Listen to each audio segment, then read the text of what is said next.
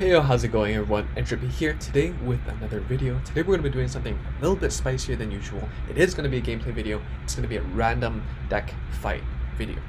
And so I guess without further ado, let's begin by clicking create a new deck. And of course there are 16 different clans right now. And I want to make this fair because, you know, it is one thing to make a random deck full of, you know, from a clan that you have, you know, really good cards in. I want to spice it up. It's random clan, random deck, random cards, and hope it works out kind of situation here. One thing to note is that I don't have, you know, play sets of cards in every single clan. I am a free-to-play player, and especially the new Asia Circuit clans like Great Nature, Angel Feathers, Narukami, and even old clans like, you know, Pale Moon, Dark Irregulars, and Dimension Police. I don't have 4 PGs in them. I don't because I didn't roll on their banner before. You know, whether that's set 3, set 5, or set 6. But you know, I just never ended up, you know, picking up these clans at the moment. As a free-to-play player, you do need to, you know, save and roll on the stuff that you really want, not just stuff you really want. And that's just how the player experiences. I still found it enjoying because it is fun to save up stuff, and then it is fun to not spend money on games, you know, here and there. But I guess without further ado, let's bring up Mr. Random.org. How this is going to work before I move to random.org is Royal Paladin IG is going to be number 1, Kai is going to be number 2, Kamui is going to be number 4, and then Shadow is going to be 5, DP is going to be 9, Golds is going to be 13, and then Angels is going to be 16. So you know the order, so I'm not going to pull some trickery here. Random.org 1 to 16. Let's hope for something interesting. Number 10. What is number 10? What is number 10? Number 10, that's for 8, 9, 10. So that's going to be Bermuda Triangle. Okay. So Bermuda Triangle, I think my collection is pretty decent. I rolled a lot on set 2 for Perfect Riser, Tsukiyomi, and stuff. And also two of its cards were rank rewards. So I guess let's see how the auto build does its magic. Okay, so let's see triggers. Okay, it's all crits. I guess that's the standard. And I'm not gonna change anything with that. I'm gonna assume that Game Studio knows what it's doing with the triggers, and you know, 9 crit 4 heal is optimal. You know, no questions asked. But you know, spoiler alert, it's not. So let's check out what this deck is. We are playing the Bermuda Triangle Cadet Weddle. Weddle is just a 5k, you know, rear guard. It lets you bounce by soul charging. Generally speaking, it's not a very great card, but you know, for this deck, I guess it works as a 5k booster. 4 PGs, because luckily I do have 4 PGs in this deck. 4 on play soul charge 1. I guess soul is you know, with many bounce skills, you know, it is useful. I guess 1 grade 1 Rivier. Why is it lagging so much? Hello? There we go. 1 grade 1 Rivier. I don't know why we have the grade 1 Rivier, but I guess it's because we have, oh no, we don't even have the grade 2 Rivier. So there's that. And then 1 of the Prism Water Myrtoa. It's basically the cat in Oracle Think Tank. You know, on place everyone draws 1, and that's pretty good because Bermuda gets to bounce cards from the field to your hand, and you can do it again, I guess. 8 plus 3, you know, 10k vanilla, good. When drives a grade 3, bounce and call something, you know, not bad. 9k base. And then we have 4 reindeers, probably our main right target here. 1 of the Rainbow Light Current, you know, when returned, cast 1 soul charge 1 to draw 1. You know, synergy with bounce. 10 plus 3 is always solid. And then 4 top idle Riviers, without the Rivier right chain because I actually don't have the grade 2. So I guess they know that. But you know, it's still a decent backup right, I guess, with the Persona Blast. So I guess without further ado, let's bring this deck to the ladder. One thing about Rivier is, if you are going to play the deck, it requires Persona Blast to hit as well, and so you shouldn't be playing crits with it because it means that, well, first of all, your Vanguard column might, you know, proc a PG. Second of all, if it does hit, your opponent's gonna get 2 defensives, right? So minimum of plus 10k, maximum of plus 20k, and that means even if you buff up your rearguard columns, it's difficult to see them being able to hit, you know, multiple times, unless you have a full board. I will censor that. So let's bring this deck to ranked.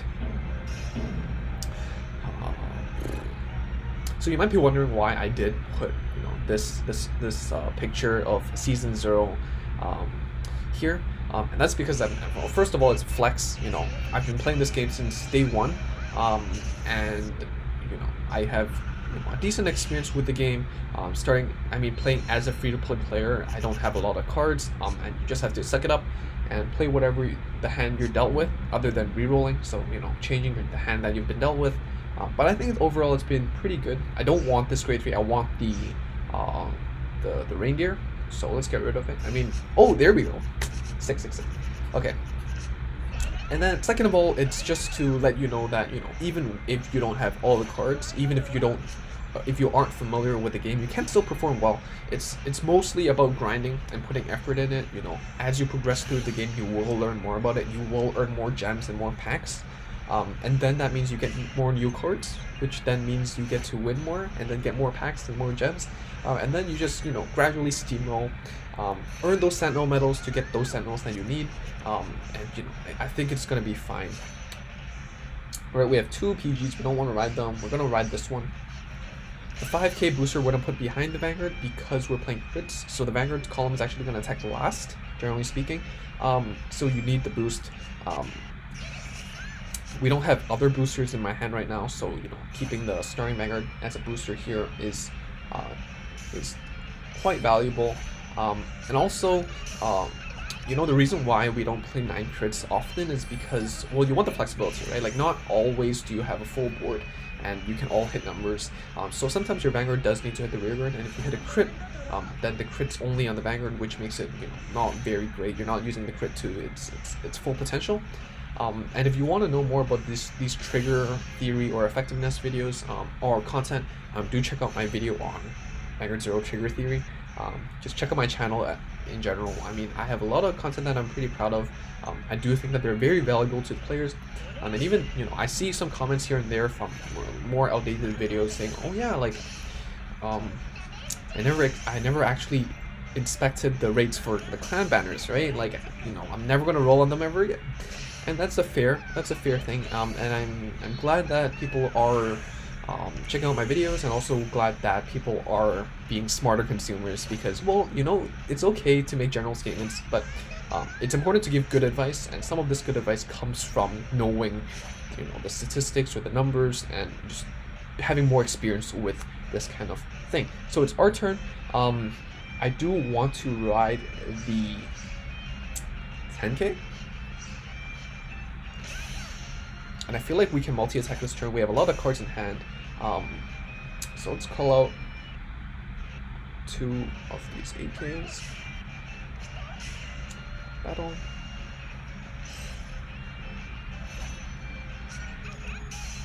Because we don't have PG. I mean, we do have PGs. But because our opponent, you know, probably has a more complete deck than we do, I do want to speed up the game. And then increase the value of our crits. There we go. That's a nice crit. So it seems like our opponent is playing, you know, 9 crit easel deck, similar to the one that we have. See, our opponent hit a heal. So our opponent's at 3. We're at 1. I think we're at a pretty good spot. We hit good triggers. You know, we hit a heal trigger as our second damage, and then we hit a crit on our offensive turn. We have 2 intercepts. We have 2 PGs in our hand just in case our opponent sacks. And we still have more offensive options with Reindeer. That's pretty good.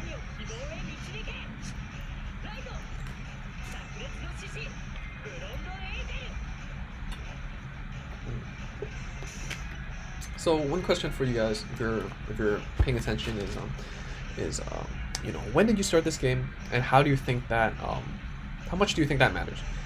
For me, you know, one reason why I didn't really go into JP was because, first of all, you know, you have to do all that, you know, setting up to make a JP account. You can't play both JP and global, and also because JP was so far ahead already. Like, if I wanted to catch up with the meta back then when Global came out was the MLB meta. You know, yes, MLB is, you know, a pretty budget friendly deck, but it still, you know, requires quite a lot of triple rares and double rares to make it work. Especially since Global did get 4 free Blaster Blades. JP didn't get that. They did get the rank reward, of course, but it definitely makes, you know, if you did start in set 4, then it's harder to finish the deck. So I did, you know, decide to stick with Global. And I've been pretty content with it, you know. We do have, you know, less rewards in general, but, you know, like, honestly, Global makes less money, right? Like, so yeah, opponent hits 2 crits, you know, 2 self-damagers, so did they even use Limit Break here? I don't know, doesn't really matter. Alright, let's see what we got here. We're gonna ride our ideal ride target, Velvet Voice Rainy, which was a ranked reward. And then we're gonna play the Rio, and then the Stupid Idol. And the reason why I'm willing to play the grade 3 in my front row and keeping the grade 2 in my hand is because I do have 2 PGs. So defensively, I'm not that weak, and if I do bounce, then, you know, it's an option. So here's an 8K,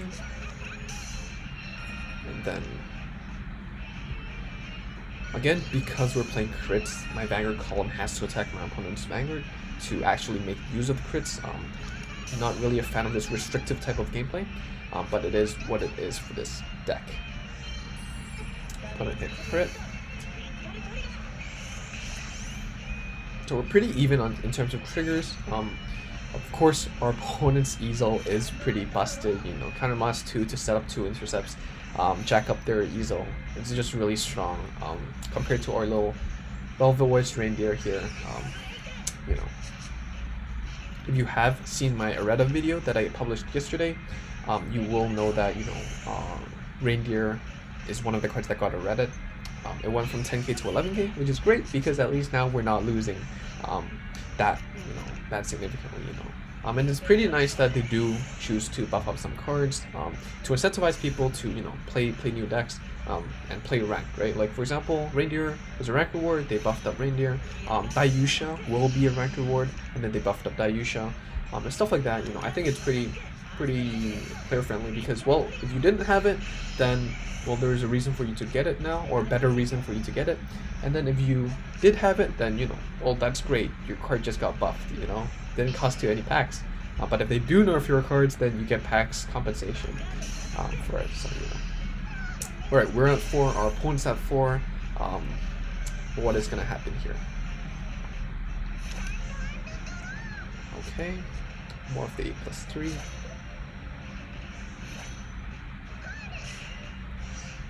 Okay, let's call out the 8+3. We need the defense.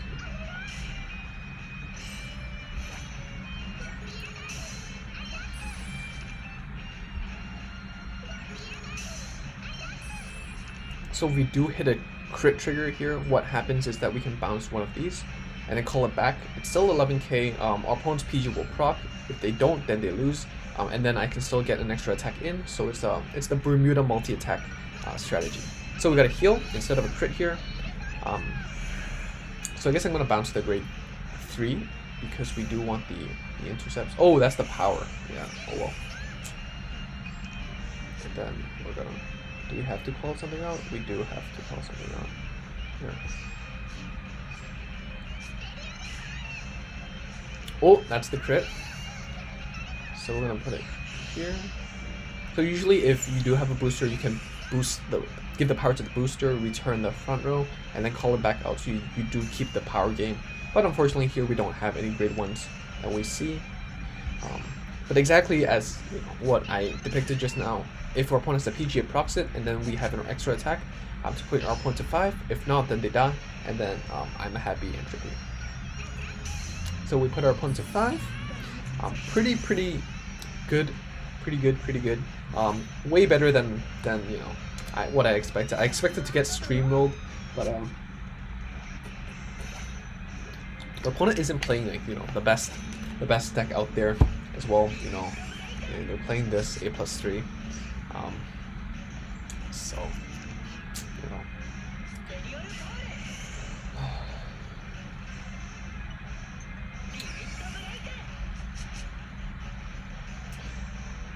So with Bermuda Triangle, actually, I didn't really play much Bermuda. I did play it here and there when around the set 2, set 3 era. But once set 4 came out, it just didn't do enough, even though they were rank rewards. And then, so with the coming set 7, Blue Storm Armada, we will be getting new Coral stuff. We will be getting new Pacifica stuff, and I'm really looking forward to it. Yeah. So hopefully we do get to play some actual Bermuda stuff, not like random.org Bermuda deck. But we'll see. What is the crit?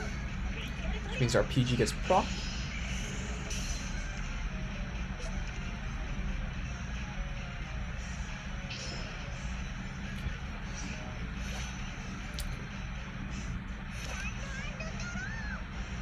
Okay, so this came in clutch. This is on place, both players draw 1. So, okay, it's a trick.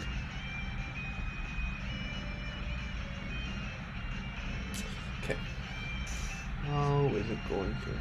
4 grade 2s, 5 grade 3s, a lot of grade 1s.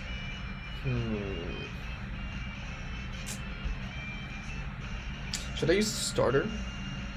If I use the starter, I bounce the grade 1 back and get to draw an extra card. But our opponent also gets to draw an extra card. How many PGs does our opponent show?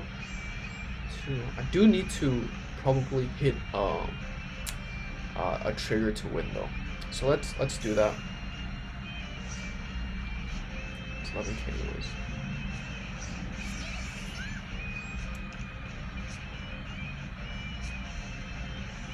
I'm calling out here, so if I do draw, a grade 2 or something, then at least I can boost. Alright, I guess we're going all out. Alright. So likelihood of hitting a grade 3 is higher now. Let's battle.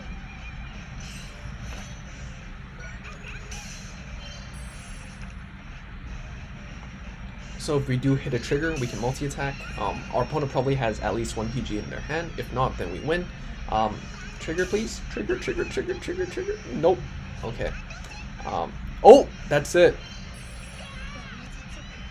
We win! Alright. Nice. Solid. So, yeah, I guess that's it for this video. As you can see, I do actually play Bermuda, or I do try it because I do think it's a pretty fun deck. Do I think it's really strong? I don't think so. But definitely really fun, and I'm definitely looking forward to the next Bermuda support. One thing I'm curious about the random deck situation. Like, oh, like, why are we playing that one random Riviere? Why don't we play Perla? Perla's a great card. I have 2 of it.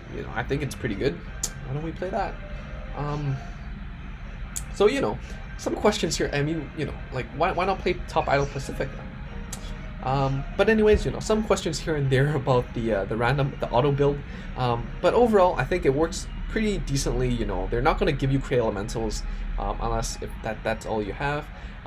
And it's a decent place for beginners to start with. If you aren't familiar with deck building, you can try this, and then pick the cards that you like. Change a few things, which you definitely should. But if you don't know what to do, just click auto build and start from there. If you do want to learn more about deck building and getting a winning image, do check out my videos on that in the channel, there. If you did enjoy this video, do subscribe, like this video, comment down below what you think about auto build, what you think about the balance of the different clans right now, what you think about the free-to-play experience. Let me know about all that down below. And I hope you enjoyed this video, and I'll see you guys next time. Bye.